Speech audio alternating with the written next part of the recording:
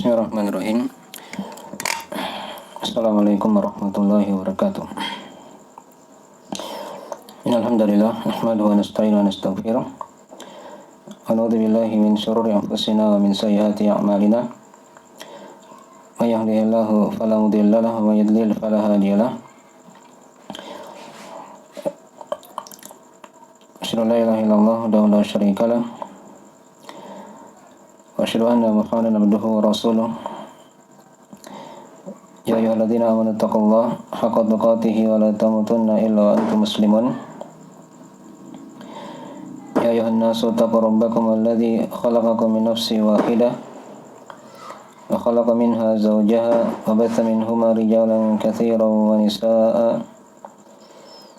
Wattaqullaha alladzi tasaaluna bihi wal arham innallaha kana 'alaikum raqiba. Ya ayyuhalladzina amanu taqullaha wa qulu qawlan sadida yuslih lakum a'malakum wa yaghfir lakum dhunubakum wa may yuti'illaha wa rasulahu faqad faza fawzan 'azima amma ba'd. Min asdaqil hadithi kitabullah wa khairal hadi Muhammadin sallallahu alaihi wasallam wa syarrul umuri muhdatsatuha wa inna kulla muhdatsatin bid'ah wa kullu bid'atin dhalalah wa kullu dhalalatin finnar. Ma'asyiral muslimin wal muslimat yang dirahmati oleh Allah Subhanahu wa taala dimanapun berada. Alhamdulillah pada malam hari ini kita telah berada di malam 1 Syawal dan telah kita selesaikan dari bulan Ramadan yang mulia, yang terdapat berbagai macam kebaikan yang tidak didapatkan di bulan-bulan yang lainnya. Dan pada malam hari ini insyaallah ta'ala kita akan menerangkan fikih khusus seputar penutup Ramadan atau apa yang hendaknya dilakukan oleh seorang muslim dan muslimah setelah bulan Ramadan, dan bagaimana dia melakukan dari Idul Fitri di saat wabah dan wabah yang diturunkan oleh Allah Subhanahu wa taala pada hari ini belum selesai.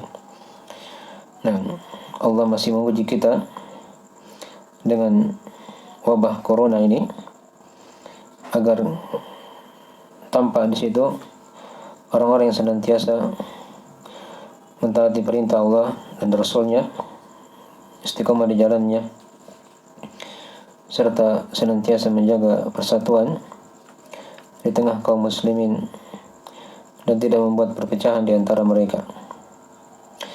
Dan pada malam hari ini kita akan terangkan dari fikih penutup Ramadan dan Idul Fitri di saat wabah. Nah, dan tentunya di tahun ini, pada Idul Fitri tahun ini itu agak berbeda ya dengan tahun-tahun sebelumnya.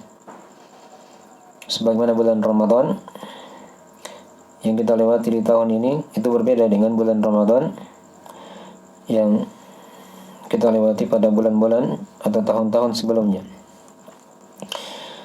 Dengan adanya ujian dari Allah Subhanahu wa taala terkait dengan wabah penyakit yang tersebar di penjuru dunia pada hari ini dan semenjak beberapa bulan yang lalu.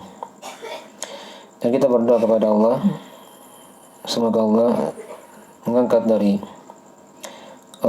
wabah ini dan memberikan kepada kita pengampunan, penggugur dosa dan pahala di balik dari hal tersebut. Baik, seorang ketika dia telah selesai dari bulan Ramadan, ada hal-hal yang hendaknya dia ingat. Yang pertama, dia bersyukur kepada Allah Subhanahu wa taala karena telah menyelesaikan bulan Ramadan, menyelesaikan dari berbagai macam ibadah, dari kewajiban yang Allah wajibkan kepadanya, dari ibadah puasa Dan juga ada ibadah-ibadah yang sunnah yang sangat dianjurkan seperti salat malam, bersedekah, dan istighfar, berdoa kepada Allah. Ya, di mana dari ibadah tersebut itu tetap disyariatkan pada bulan-bulan yang lainnya. Hanya dimaklumi ya, yang sudah diterangkan bahwasanya ibadah di bulan Ramadan itu tidak bisa dibandingkan dengan ibadah yang ada di bulan-bulan yang lain. Nah, maka hendaknya dia bersyukur kepada Allah atas selesainya bulan Ramadan, dia menyempurnakannya. Walitukmilul iddata walitukabbirullaha ala ma hadakum, dan agar kalian menyempurnakan bilangan dan kalian bertakbir kepada Allah Subhanahu wa taala atas apa yang Allah beri hidayah kepada kalian, dan agar kalian bersyukur kepada Allah Subhanahu wa taala. Nah, makin dari hal yang hendaknya kita berprinsip di atasnya, dia bersyukur kepada Allah Subhanahu wa taala atas nikmat. Nah, kemudian yang kedua, setelah berlalunya bulan Ramadan, hendaknya seorang dia beristighfar kepada Allah Subhanahu wa taala. Ya, karena apa yang diamalkan di bulan Ramadan itu belum tentu diterima ya. Nah, belum bisa dipastikan dia diterima oleh Allah atau tidak. Oleh karena itu dia senantiasa beristighfar dan berdoa kepada Allah agar diterima amalannya. Nah, ketika Nabi SAW diberikan nikmat oleh Allah dengan dibukanya Fathu Makkah, pembukaan kota Makkah ketika itu, dan itu puncak dari perjuangan Nabi SAW dalam menyebarkan agama Islam, terbukanya kota Makkah, dan manusia ketika itu berbondong-bondong masuk Islam. Diterangkan satu surah khusus dalam Al-Quranul Karim, idza jaa nasrullahi wal fath wa ra'aitan nasa yadkhuluna fi dinillahi afwaja fasabbih bihamdi rabbika wastaghfir innahu kana tawwaba. Jika telah datang pengampunan, jika telah datang pertolongan, idza jaa nasrullahi wal fath, jika telah datang pertolongan Allah dan al-fath, pembukaan kota Makkah ketika itu. Wa ra'aitan nasa yadkhuluna fi dinillahi afwaja, dan engkau melihat wahai Muhammad manusia masuk Islam berbondong-bondong. Maka Allah perintah nabinya, fasabbih bihamdi rabbika wastaghfir, maka sucikanlah Allah, pujilah Allah, dan memohonlah ampun kepadanya. Innahu kana tawwaba, karena sesungguhnya Allah Maha menerima taubat. Dan ayat ini juga sekaligus kata Ibn Abbas, dia merupakan, atau surat tadi itu, dia merupakan tanda dari ajal, dekatnya ajal Nabi SAW. Nah, dengan turunnya ayat di surah atau surah idza jaa nasrullahi wal fath tadi itu. Nah, jadi hendaknya hamba senantiasa beristighfar kepada Allah Subhanahu wa taala, dan dia memohon kepada Allah agar Allah terima dari amalannya. Nabi Ibrahim dan Nabi Ismail setelah membangun Ka'bah, mereka berdoa kepada Allah. Dan dengan doa yang masyhur dalam Al-Qur'anul Karim, Rabbana taqabbal minna innaka antas samiul alim wa tub 'alaina innaka antat tawwabur rahim. Nah, Rabbana taqabbal minna innaka antas samiul alim. Wahai Rabb kami, terimalah dari kami, sesungguhnya Engkau Maha mendengar, lagi Maha mendengar, apalagi Maha mengetahui.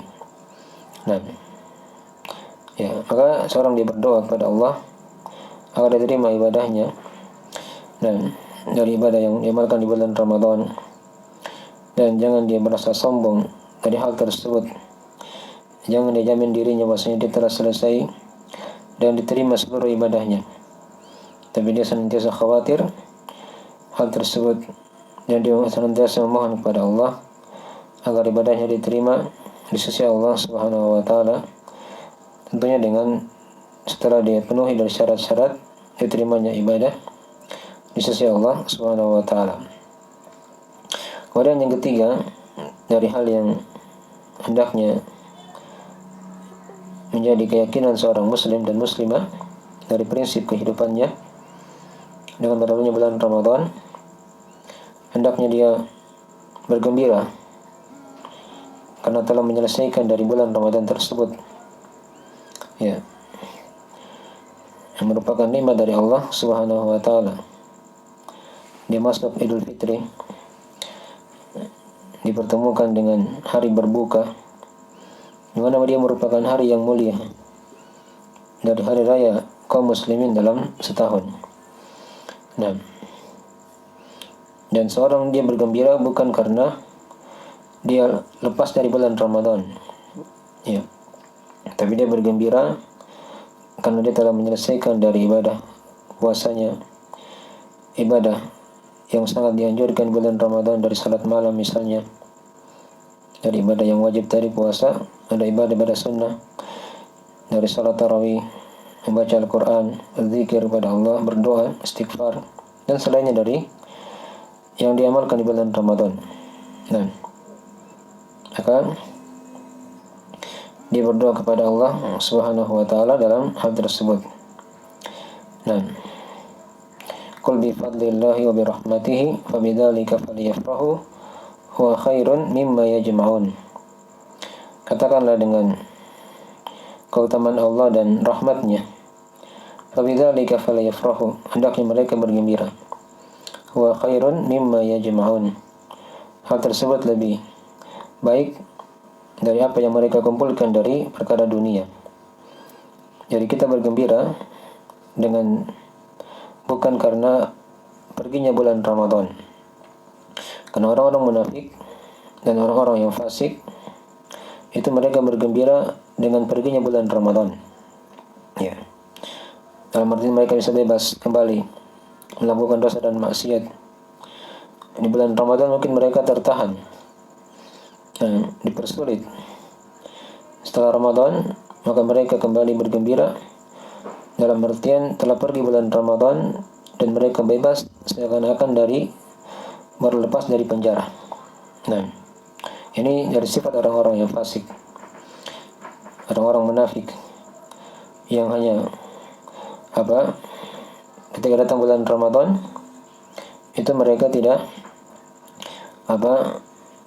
menggunakannya dengan baik, tidak memanfaatkannya dengan baik, tapi justru mereka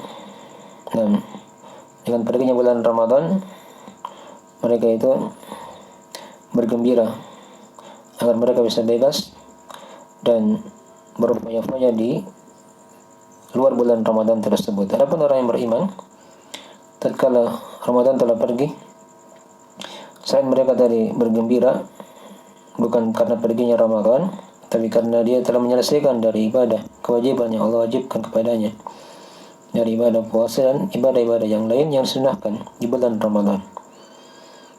Tapi selain itu mereka juga bersedih karena bulan yang mulia itu telah pergi, di mana bulan itu kemuliaannya tidak bisa dibandingkan dengan bulan-bulan yang lain yang datang setelahnya atau yang datang sebelumnya. Dan mereka dari para as-salaf, mereka senantiasa berdoa kepada Allah tatkala selesai dari bulan Ramadan, itu mereka berdoa kepada Allah agar diterima amalannya, dan kemudian mereka berdoa lagi kepada Allah agar mereka dipertemukan dengan bulan Ramadan pada tahun depannya.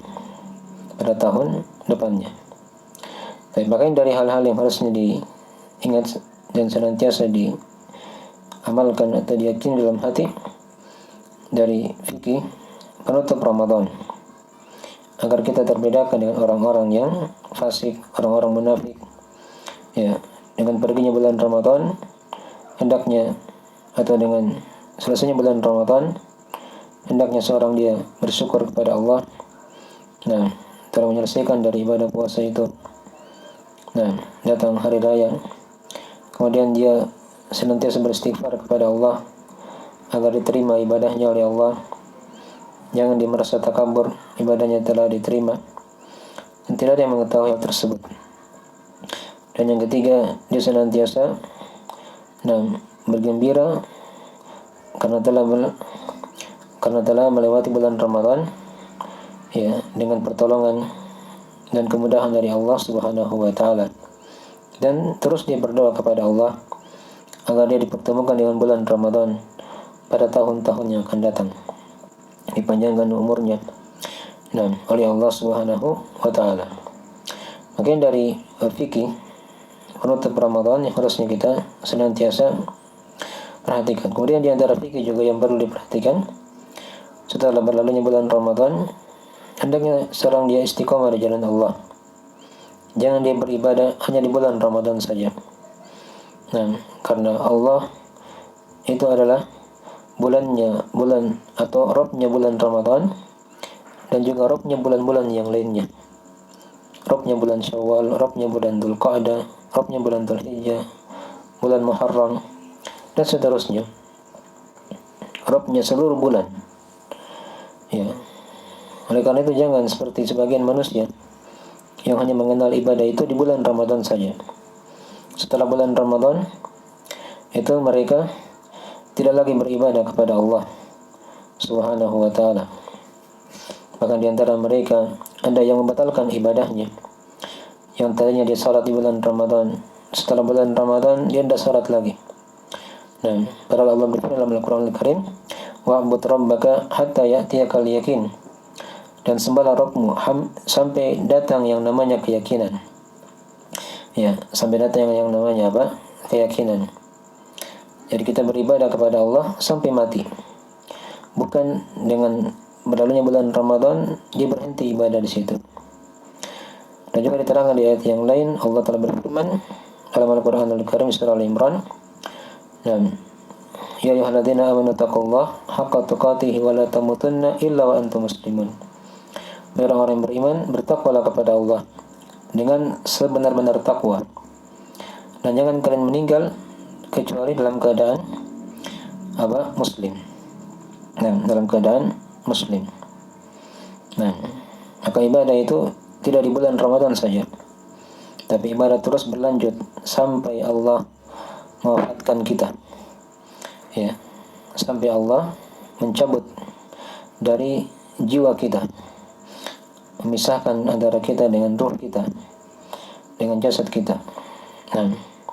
Sampai datangnya malaikat maut. Seorang senantiasa beribadah kepada Allah Subhanahu wa taala. Oleh karena itu penting adanya keistiqomahan di luar bulan Ramadan. Ya.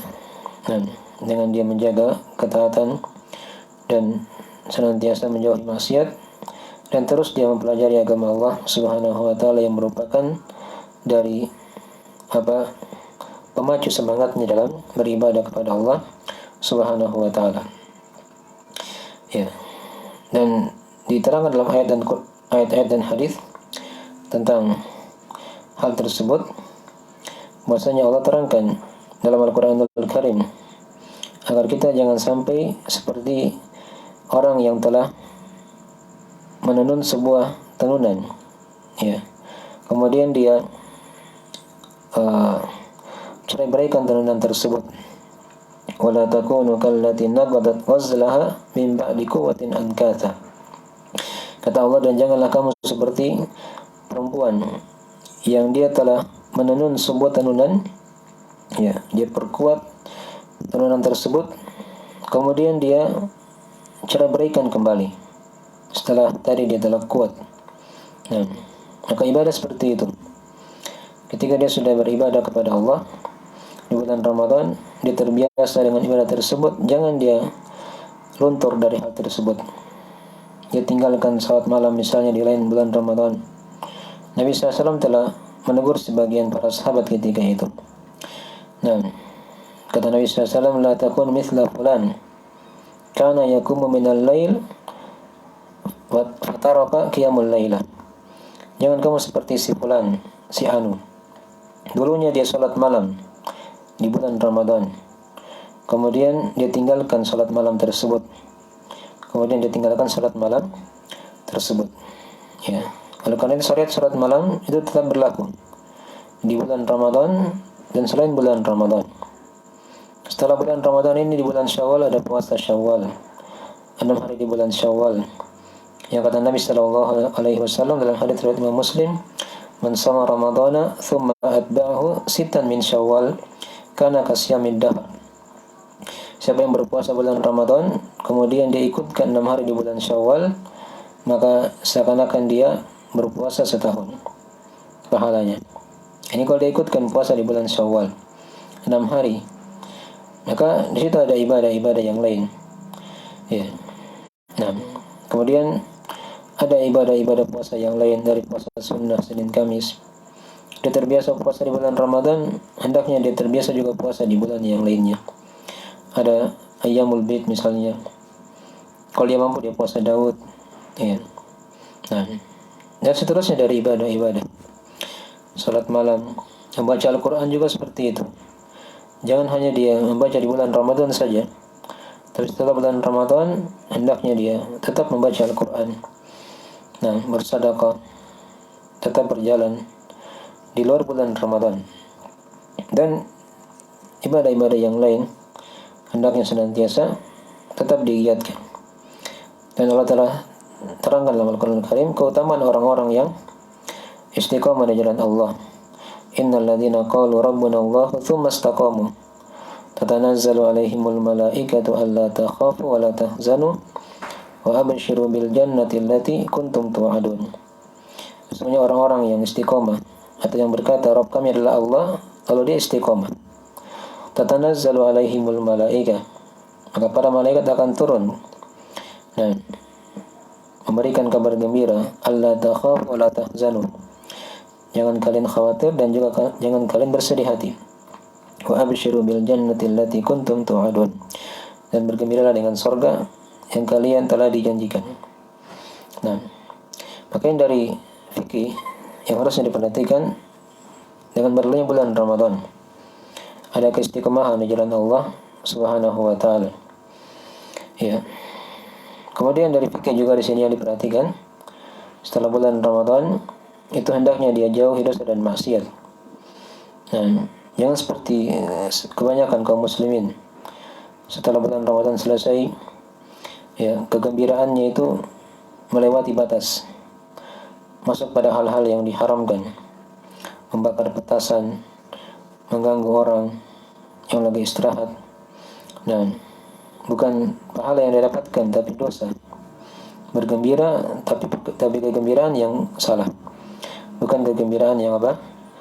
Yang dibenarkan dalam agama kita. Kalau dia bergembira, tadi sudah diterangkan dari kegembiraan dengan apa, dia telah diberi taufik oleh Allah, dimudahkan untuk beribadah di bulan Ramadan. Itu sebab kegembiraan, dan itu dari keutamaan Allah. Ya, bukan dia bergembira dengan perginya bulan Ramadan dan dia bebas melakukan dosa dan maksiat. Dipahami ya?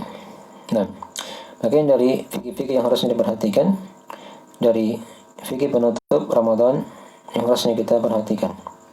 Kemudian masalah yang kedua yang kita akan terangkan di malam hari ini tentang masalah salat Idul Fitri di saat wabah ya melanda negeri kita dan juga dunia secara umum pada hari ini. Nah, bagaimana seorang dia melakukan Idul Fitri? Nah, dalam agama kita atau agama kita adalah agama yang sempurna. Sudah ada tuntunan syariat dalam masalah ini. Dan dia akan senantiasa sejalan dengan masa dan waktu. Tidak ada yang namanya ketinggalan zaman. Kalau seorang dia berpegang dengan Islam yang benar dan dia pelajari Islam dengan benar, sampai di masa wabah, itu ada tuntunan-tuntunan yang diterangkan dalam syariat bagaimana seorang itu dia bersikap dan tetap beribadah kepada Allah Subhanahu wa taala ya di kondisi apapun. Nah, di kondisi apapun. Nah, terkait dengan salat Idul Fitri, ya, di sini pemerintah sudah memberikan himbauan Dan himbauan pemerintah itu tidak berubah ya. Tidak berubah semenjak dahulu. Beberapa bulan lalu ditetapkan untuk beribadah di rumah. Ya, itu belum berubah. Ya, maka ini harusnya kita senantiasa berpegang dengan hal tersebut. Nah, dan juga dari lembaga pemerintah, dari Kementerian Agama kita, dan seperti itu juga memberikan himbauan untuk salat atau beridul fitri di rumah saja. Nah, baik. Ini dari hal yang sesuai dengan tuntunan syariat di masa wabah seperti ini. Diterangkan dalam ayat-ayat Al-Quran Al-Karim. Karena ketika dia berkumpul dengan manusia, sering bercampur baur dengan orang-orang yang tidak ditahu dari mana asalnya, maka ini kadang menjadi sebab dia sakit. Dan hal itu dijaga dalam agama kita, dihindari. Ya, diterangkan dalam Al-Quran Al-Karim, wala tulqu bi'aidikum ila tahluka, di surah Al-Baqarah. Dan jangan kalian jatuhkan diri kalian dalam kebinasaan. Ya. Pemerintah sudah menghimbau untuk dilarang berkumpul-kumpul. Nah, maka ini harusnya dia lakukan hal tersebut dengan ayat yang sudah diterangkan tadi itu. Ya, dan juga ada ayat di surah An-Nisa, wala taqtulu anfusakum innallaha kana bikum rahima. Dan jangan kalian membunuh jiwa-jiwa kalian, karena sesungguhnya Allah sangat merahmati kalian. Dia sudah tahu penyakit corona itu adalah penyakit yang mematikan. Dengan sebab itu ya, maksudnya. Walaupun ada yang sembuh, tapi ada juga yang ditakdirkan oleh Allah dia meninggal.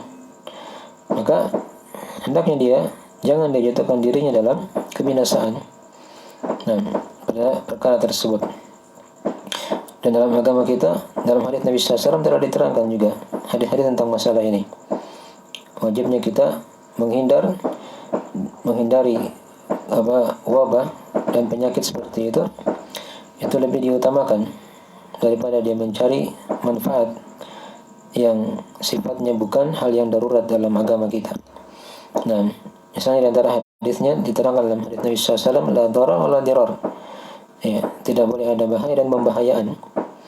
Nah, dan juga dalam kaidah agama kita, syaddul lidari'ah, menutup pintu-pintu yang mengantar kepada kejelekan atau hal yang diharamkan atau hal yang membahayakan. Nah, oleh karena itu penjagaan terhadap jiwa di kondisi wabah seperti ini itu yang hendaknya terus diingatkan. Nah, baik. Terkait dengan masalah salat atau Idul Fitri, hukum seputar Idul Fitri ya tentunya agak berbeda ya dengan kondisi Idul Fitri di masa tidak ada wabah. Dalam hal ini ada sebagian perkara-perkara yang mungkin tidak diamalkan di tahun ini. Nah, tapi ada sebagian perkara yang tetap diamalkan ketika datang dari hari raya Idul Fitri tersebut. Nah, yang jelas Idul Fitri dia merupakan hari raya kaum muslimin yang mana Allah Ta'ala menjadikannya dalam setahun ada 5 atau ada 3 hari raya. Ada 3 hari raya dan 5 hari diharamkan padanya untuk berpuasa.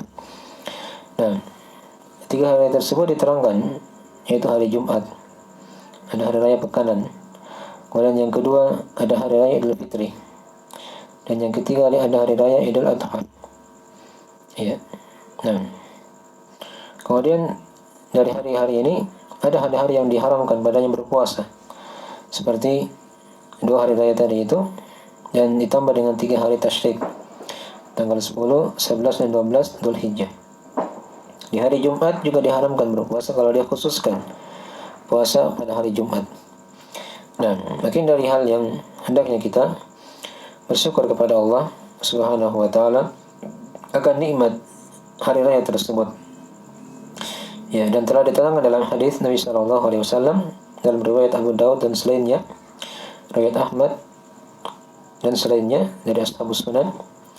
Dan kata Nabi sallallahu alaihi wasallam, tatkala beliau datang ke Madinah ketika itu, maka beliau mendapati orang-orang di Madinah telah bergembira juga dengan adanya hari raya. Nah, maka Nabi SAW bersabda ketika itu, qad abdalakumullah bihima khairan minhuma. Nah, Allah telah mengganti untuk kalian dengan keduanya, nah, lebih baik daripada apa yang kalian bergembira di 2 hari tersebut. Jadi dulunya di masyarakat jahiliyah, mereka juga punya 2 hari raya yang mereka bergembira. Dan Islam datang untuk mengganti hal tersebut dengan hal yang lebih baik, yaitu kata Nabi, Yaumun Nahar wa Yaumul Fitr, yaitu hari An-Nahar, hari menyembelih, Idul Adha, dan hari berbuka, yaitu Idul Fitri.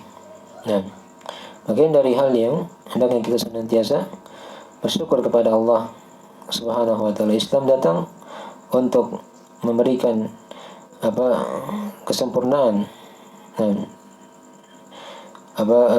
tuntunannya itu adalah hal yang sempurna. Sampai di masyarakat jahiliyah dahulu kala, mereka punya hari raya yang mereka bergembira. Islam datang mengganti hal tersebut dengan hal yang lebih baik dari apa yang mereka berada di atasnya. Nah, adapun hukum salat Idul Fitri atau hukum salat Id secara umum, apakah Idul Fitri atau Idul Adha, itu ada sedang pendapat di kalangan ulama dalam masalah ini. Ya, pendapat kebanyakan ulama, mereka berpendapat bahwasanya itu adalah hal yang sunnah muakkadah. Salat Id itu adalah hukumnya sunnah muakkadah. Ini pendapat mayoritas ulama. Nah, sebagian ulama berpendapat dia adalah hal yang wajib kifayah. Artinya kalau sudah ada yang melakukannya, maka sudah gugur kewajiban yang lain. Dan sebagian ulama yang lain ada yang berpendapat dia merupakan fardu ain. Artinya wajib tiap-tiap orang untuk beramal untuk salat Id, nah, dimanapun dia berada. Nah, dan ini dari pendapat yang ketiga ini, dari pendapat yang dikuatkan oleh kebanyakan ulama pada masa kini. Ya, seperti dari pendapat Syekh bin Baz, Syekh bin Utsaimin, dan juga Syekh Al-Albani rahimahullah taala, dan Syekh Muqbil rahimahullahu al-jami'. Nah, baik. Dan itu pendapat yang dikuatkan oleh Imam Ahmad, dan itu yang dipilih oleh Ibnu Taimiyah rahimahullah taala, Ibnu Al-Qayyim As-San'ani, dan dikuatkan oleh Imam Asy-Syaukani rahimahullah taala. Dari para ulama kita di masa kini tadi sudah diterangkan ya, dari Syekh bin Baz, Syekh bin Utsaimin, Syekh Al-Albani, Syekh Muqbil, dan para ulama yang lainnya. Dan semoga Allah merahmati mereka seluruhnya. Ya, walaupun pendapat mayoritas ulama, mereka berpendapat hukumnya sunnah muakkadah. Salat Id itu hukumnya sunnah muakkadah. Jadi kalau dia lakukan dapat pahala, kalau tidak juga tidak berdosa. Itu hukum sunnah. Nah, tapi dalam masalah ini yang menerangkan tentang masalah hukum salat Id itu adalah hal yang wajib setiap orang, fardu ain, itu lebih kuat dengan ayat dalam Al-Quran Al-Karim, misalnya fasalli li rabbika wanhar, salatlah kamu untuk Rabbmu dan menyembelihlah kamu. Ini untuk salat Idul Adha, perintah dari Allah, salatlah dan menyembelihlah. Ini kan pula diterangkan ya di ayat yang lain dalam Al-Quran Al-Karim, qad aflaha man tazakka wa dzakara isma rabbih fasalla. Dan telah beruntung orang-orang yang sucikan dirinya dan dia menyebut Allah serta dia salat. Dan Nabi SAW itu ayat tadi itu sudah diterangkannya pada pertemuan sebelumnya tentang masalah zakat fitr. Kemudian disebut Allah, maksudnya ditakbir. Kalau dia salat itu adalah salat Idul Al-Fitr. Ya, sisi kewajiban yang lain di masa itu ketika Nabi SAW di hari raya, beliau tetap memerintah para wanita untuk keluar dan salat Id. Ini di kondisi tidak ada wabah ya.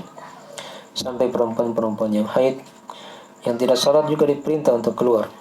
Hanya mereka ketika itu di lapangan tidak masuk bercampur dengan para wanita yang suci. Mereka berada di luar, di pinggir lapangan, tapi mereka menyaksikan ketika itu dari syiar Islam. Ya. Nah, ini dari sisi-sisi kewajiban. Salat id itu hukumnya wajib secara ainiyah. Dan juga dia di kondisi tidak ada wabah misalnya, kalau dia sudah salat id di awal atau di pagi hari, maka kalau misalnya bertepatan dengan hari Jumat, maka hari Jumat itu bisa gugur. Dan salat Jumat bisa digugurkan dengan apa? Dengan salat id tadi itu. Dan para ulama berkata, tidak ada yang bisa menggugurkan hal yang wajib kecuali dengan hal yang wajib juga. Nah, tatkala salat Jumat bisa gugur dengan salat id, kata para ulama, dia hukumnya wajib. Hukumnya wajib ain, sebagaimana salat Jumat. Dan itu terjadi di masa Nabi SAW ketika salat id terjadi di hari Jumat, atau ketika hari raya terjadi di hari Jumat, maka Nabi SAW memberikan keringanan ketika itu kepada para sahabat.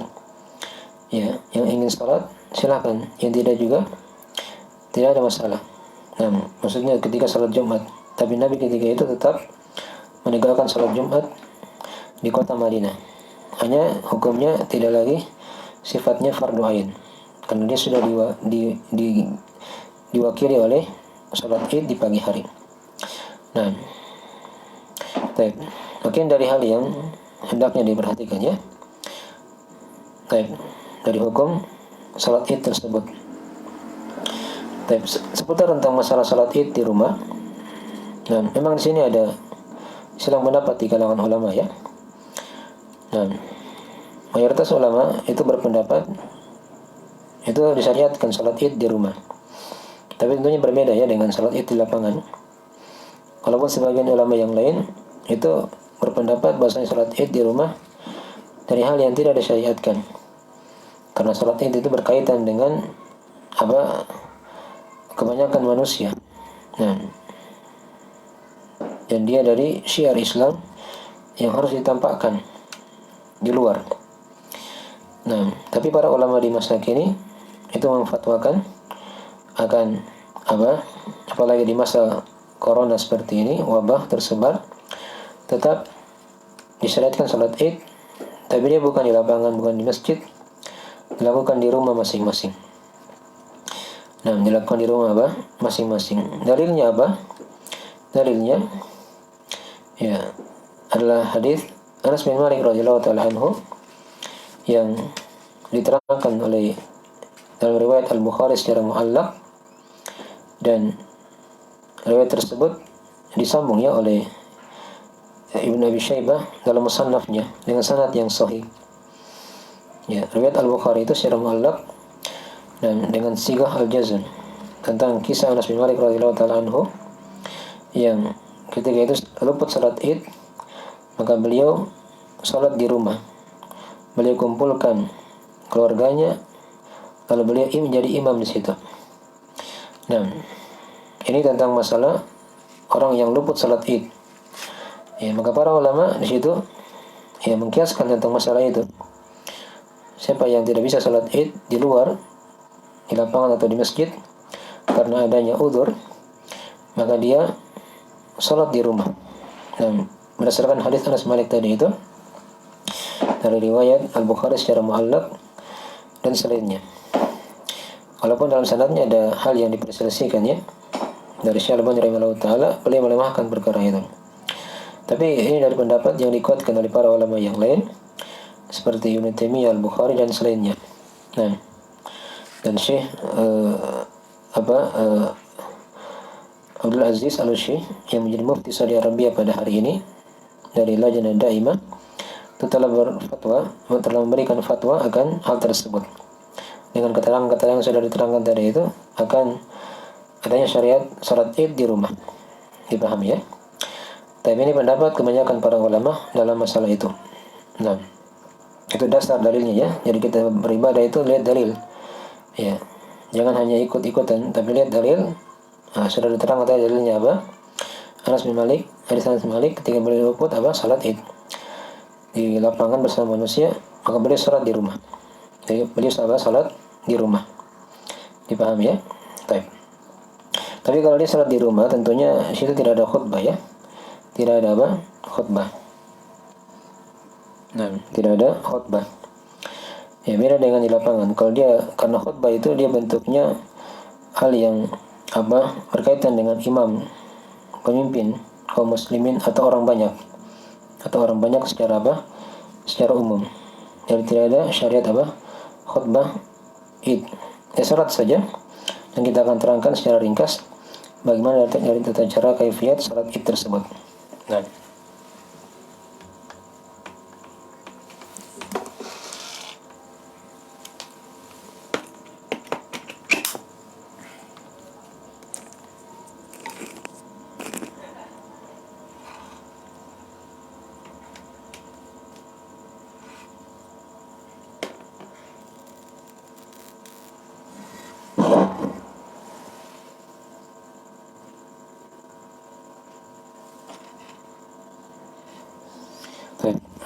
jadi tadi sebentar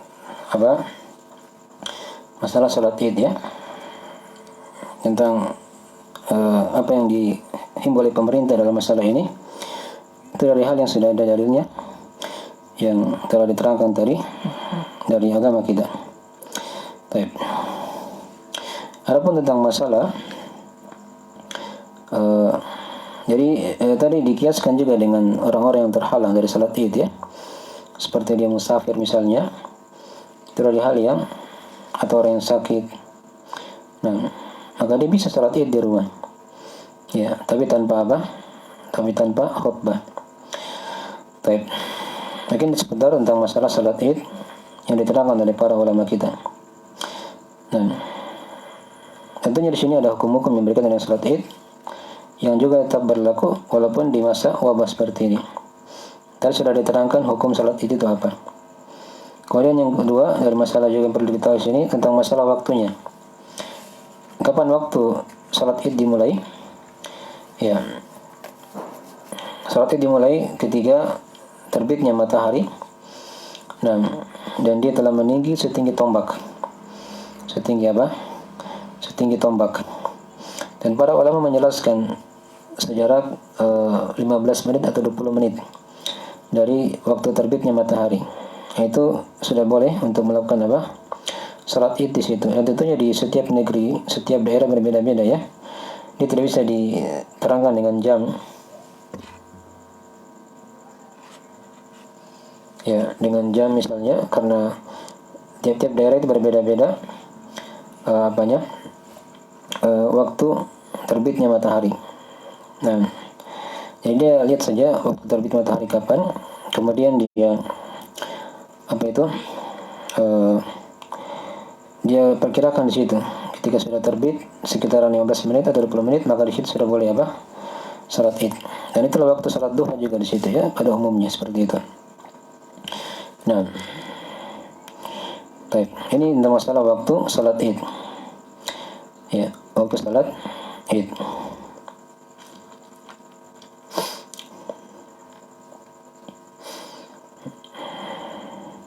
Dimulai dari terbitnya matahari ya, setinggi tombak, dan dia berakhir sampai waktu zawal. Waktu zawal itu adalah waktu sebelum zuhur. Jadi pas matahari sudah berada di tengah kepala, maka di situ sudah berakhir waktu salat id. Ya, dia mirip dengan salat duha ya, mirip dengan salat duha waktunya. Jadi kita waktu zawal telah masuk, maka telah berakhir sudah waktu salat id. Karena setelah zawal itu akan ada salat zuhur nanti setelahnya. Baik, dipahami ya? Ya, makin dari hal yang diterangkan waktunya. Baik, kalau dia salat id di rumah, itu agak luas ya kaifiyatnya. Maksudnya dari sisi apakah dia boleh berjamaah atau dia boleh salat sendiri-sendiri. Kalau dia sendiri saja tidak ada masalah, dia salat sendiri di rumah. Walaupun dia tidak salat berjamaah. Tapi kalau salat berjamaah juga dari hal yang baik dengan keluarganya misalnya. Atau kalau dia sudah diterangkan tadi seperti itu ya, boleh berjamaah dan boleh salat sendiri. Kalau dia salat id di rumah. Karena ini dari kondisi udzur ya, yang dimudahkan dalam agama kita. Tapi tadi sudah diterangkan ya, tanpa ada khutbah. Dan waktu salat Id tadi diterangkan dia setinggi tombak, matahari naik setinggi tombak, itu diterangkan dalam hadis-hadis ya, dan ijma para ulama dalam masalah itu. Itulah awal waktunya. Ya, adapun tadi akhir waktu sudah diterangkan, dia dengan adanya waktu zawal, tergelincirnya matahari sebelum masuk salat duhur, maka di situ telah berhenti, selesai sudah waktu salat Id. Diterangkan dalam hadis dan dari ijma para ulama dalam masalah ini. Baik. Ini seputar waktu ya, yang perlu diperhatikan dari salat Id tersebut. Nah, kapan awal waktunya dan kapan akhir waktunya. Nah,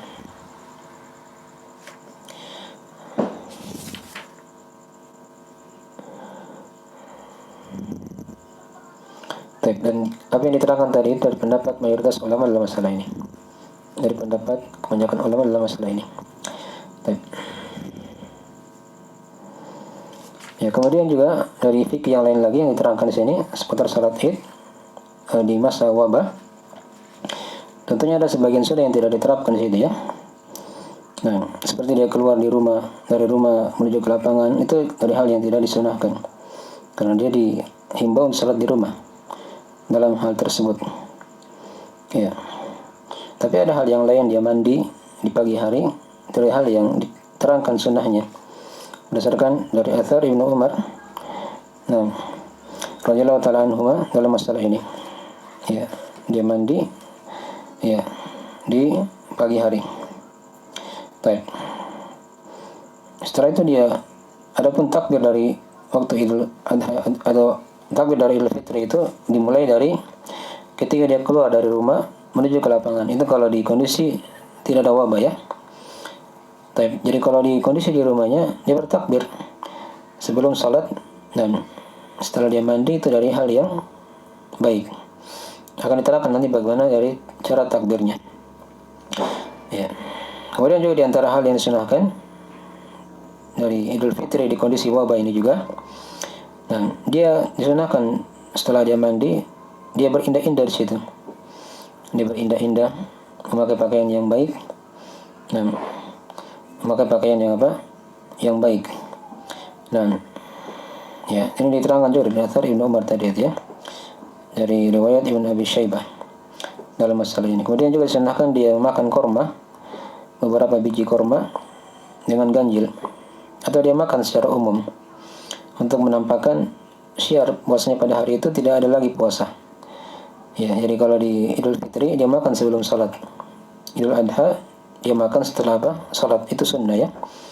Nah, ini tidak terangkan dalam riwayat Ahmad dan selainnya dari hadis Buraidah radhiyallahu ta'ala anhuma. Baik. Itu dari sunnah yang diamalkan ya ketika Id di masa wabah.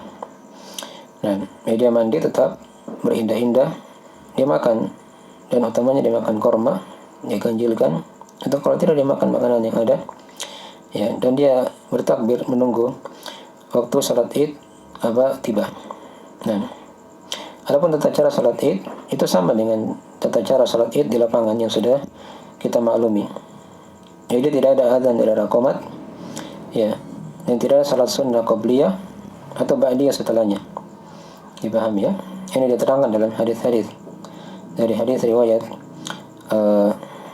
dari Ibnu Abbas, Jabir dan selainnya, dari riwayat Al-Bukhari Muslim. Rasanya tidak ada adzan dan qomat pada salat Id tersebut.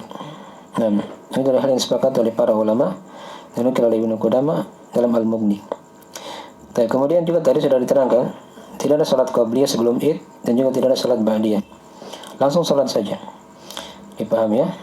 Ini diterangkan ya dari hadis Ibnu Abbas dalam riwayat Al-Bukhari Muslim. Dan kemudian tentunya khutbah tidak ada ya. Dia bertakbir tadi ya, menunggu waktu salat Id dimulai. Dan takbirnya itu ada keluasan dalam masalah ini. Karena tidak ada yang warid dari Nabi SAW lafaz takbir, yang ada hanya dari lafaz para sahabat ketika itu, seperti dia membaca Allahu Akbar, Allahu Akbar, La ilaha illallah, Allahu Akbar, Allahu Akbar walillahil hamd. Itu dari takbir Ibnu Mas'ud radhiyallahu taala anhum.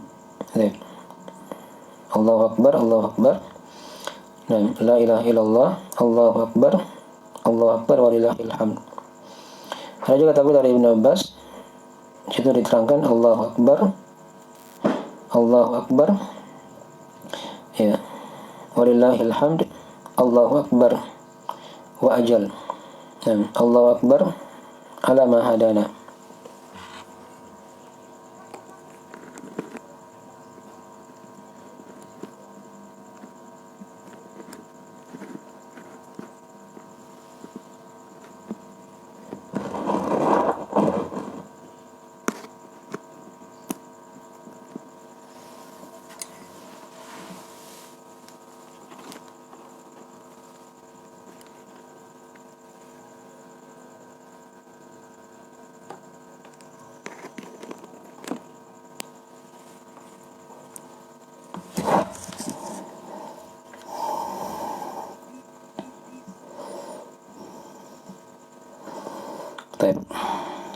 Tadi nggak pembahasannya. Kemudian juga sudah diterangkan tadi, itu sebagian takbir yang bisa diamalkan ya.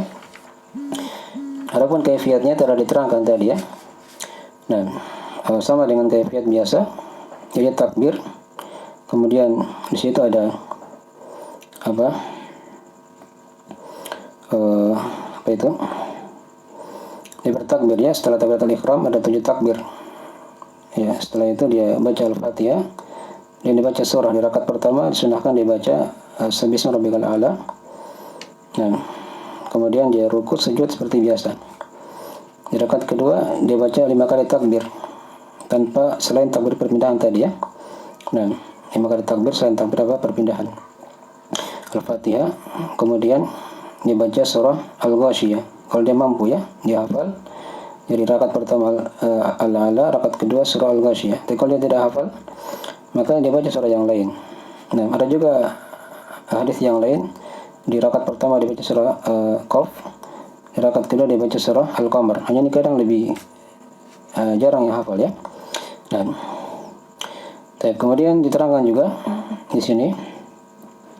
Jadi secara umum sama dengan salat biasa 2 rakaat. Hanya tadi ada tambahan apa itu? 7 kali takbir di awal selain takbiratul ihram dan 5 kali takbir di rakaat kedua. Nah, selain takbir perpindahan. Dan tidak ada bacaan doa iftitah ya menurut pendapat para ulama, karena tidak ada dalam masalah itu. Kalau dia baca doa iftitah juga tidak ada masalah. Adapun setelah mengangkat tangan tiap kali takbir itu juga diterangkan ada 2 pendapat di kalangan ulama. Dari Athar Ibnu Umar, beliau mengangkat tangan setiap kali takbir. Tapi kalau dia tidak angkat tangan juga tidak ada masalah, karena tidak ada hadis dalam masalah itu yang kuat. Demikian pula di antara takbir tadi itu ada bacaan-bacaan, itu juga tidak ada hadis yang kuat dalam masalah itu. Yang ada hanya dari sebagian athar dari para sahabat. Tapi kalau diamalkan juga tidak ada masalah. Dibaca subhanallah, alhamdulillah, wa la ilaha illallah, Allahu akbar. Dipaham ya? Selainnya sama dengan salat 2 rakaat yang lain. Ya. Setelah itu tidak ada khutbah dan selesai. Mungkin dari tuntunan ringkas salat Id di masa wabah. Dan juga disunahkan setelah Id dia mengucapkan